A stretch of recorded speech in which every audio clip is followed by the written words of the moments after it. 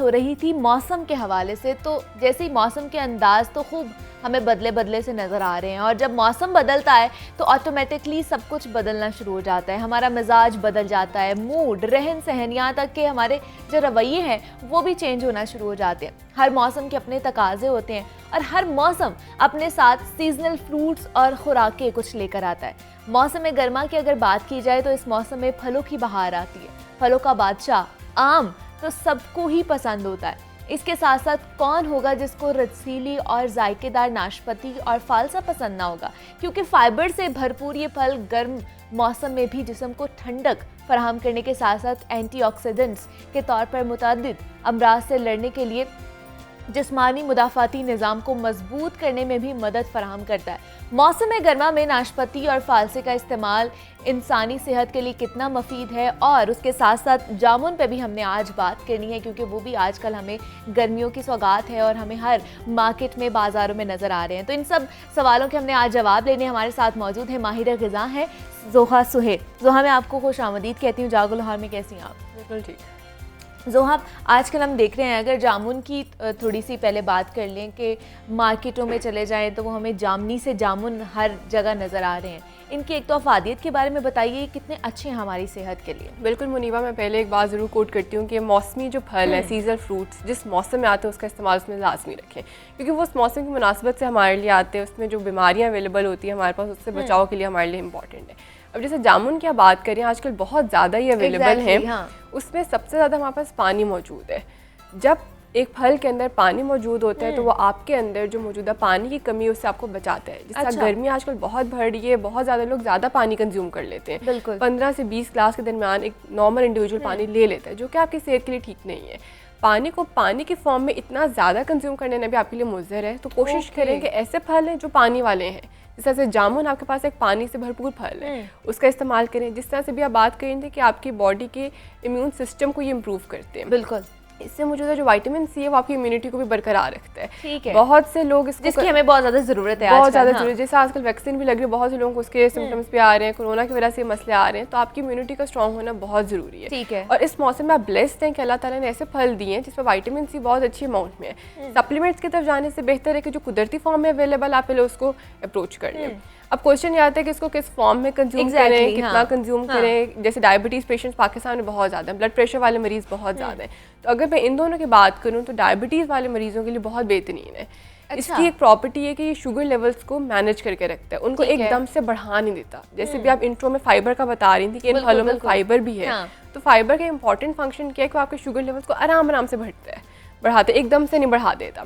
तो डायबिटीज़ के पेशेंट्स बिल्कुल एक वक्त में 5 से 6 जामुन जो है वो खा सकते हैं ईजीली। ठीक है। लेकिन अगर मैं ब्लड प्रेशर के पेशेंट्स की बात करूं तो वो एक वक्त में 1 कप जामुन जो है एक दिन में ले सकते हैं। अच्छा। क्योंकि जो ब्लड प्रेशर वाले पेशेंट्स हैं उनकी डाइट में हम लोग जो फल और सब्जियों का कंटेंट है वो ज़्यादा रखते हैं। ठीक है। तो अगर सीजनल फ्रूट्स में वो जामुन इस्तेमाल करें तो एक दिन में 1 कप जामुन उनके लिए बहुत ज़्यादा बेहतरीन है। तो 1 कप ईजिली वो ले सकते हैं। लेकिन ज़ोहा, हमने देखा है कि जामुन का भी इस्तेमाल किसी भी फॉर्म में किया जाता है। अगर वैसे भी खाया जाए, उसको इंटेक उसका किया जाए, उसके ऊपर नमक या मिर्चें डालकर खाई जाती हैं, तो क्या उसकी अफादियत जो है वो कम हो जाती है? ये बहुत इंपॉर्टेंट क्वेश्चन आपने किया, क्योंकि हम लोग अक्सर उसके ऊपर काला नमक या इवन जो टेबल सॉल्ट है वो भी डाल रहे होते हैं।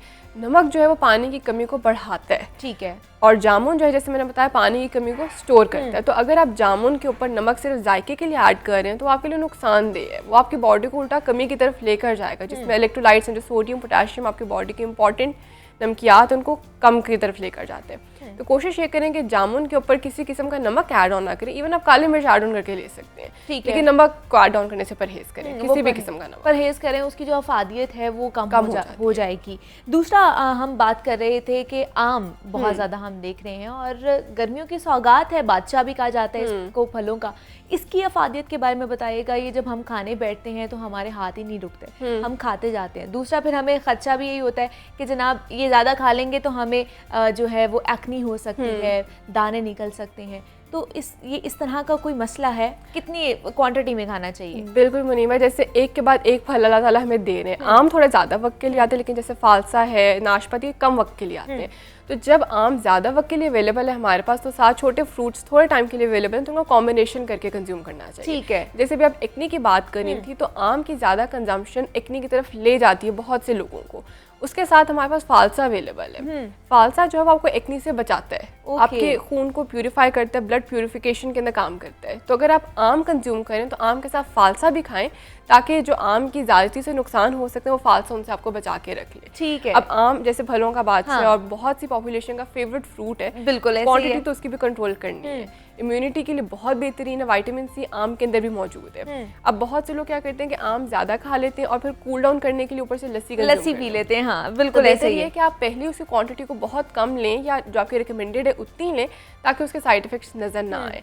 डायबिटीज़ वाले पेशेंट्स बिल्कुल आम खत्म कर देते हैं कि हमने खाना ही नहीं है। बिल्कुल। और जो नॉर्मल है वो खा ही जाते हैं कि हम बहुत ज़्यादा खा सकते हैं, ये ठीक नहीं है। मैं डायबिटीज़ पेशेंट्स को भी आम रिकमेंड करती हूँ, लेकिन हफ्ते में 2 से 3 मरतबा, और उसकी क्वांटिटी बहुत कंट्रोल करें। ठीक है। जाहिर है मौसम में जो फल जैसे मैंने बताया आया है, उससे फायदा लेना हर इंसान का कह लें कि हक है, उसने खाना चाहिए। हाँ बिल्कुल, उसको लेना चाहिए, और लेकिन क्वांटिटी कंट्रोल करके लें। आम जैसे मैंने बताया विटामिन सी का बहुत अच्छा सोर्स है, और दूसरा इसमें हमारे पास कैरोटीन मौजूद होती है जो बच्चों की नज़र के लिए बहुत अच्छी है। कोरोना में टैब्स का इस्तेमाल, स्क्रीन्स का इस्तेमाल गैजेट्स का बढ़ गया, एग्जैक्टली, निस्बतन पहले वक्त से बढ़ गया। तो इस टाइम पर नेचुरल ऐसे न्यूट्रिएंट्स लें जो आंखों की सेहत को भी इम्प्रूव रखें। ठीक है। बड़ी उम्र में जाके मोतिया का मसला आना शुरू हो जाता है, तो उसमें भी आम जो है वो एक बहुत अच्छा रोल प्ले करता है आपको मोतिया से बचाने में, नज़र की कमजोरी की तरफ लेकर जाने से। और दूसरा जैसे ज़ुहा आपने भी बात की कि बहुत से लोग हैं ज़्यादा क्वांटिटी में जब आम खा लेते हैं, हम लोग भी, तो उसके बाद हम लस्सी का इस्तेमाल करते हैं कि इसकी वजह से बहुत से लोग कहते हैं कि खून बनता है जब आम के बाद हम लस्सी पी लेते हैं। इसमें कितनी सदाकत है? अच्छा, इस चीज़ के ऊपर मैं इतना नहीं आती, क्योंकि आम के बारे में लोग ये समझते हैं कि ये गर्म है। ऑब्वियसली जब आप चीज़ को नॉर्मल अमाउंट से ज़्यादा कंज्यूम करेंगे तो बॉडी रिएक्ट करेगी। अब नॉर्मल अमाउंट में आप आम खा के स्किन के ऊपर कभी एक्नी का मसला नहीं आएगा, लेकिन जब आप ज़्यादा लेंगे तो मसला आएगा।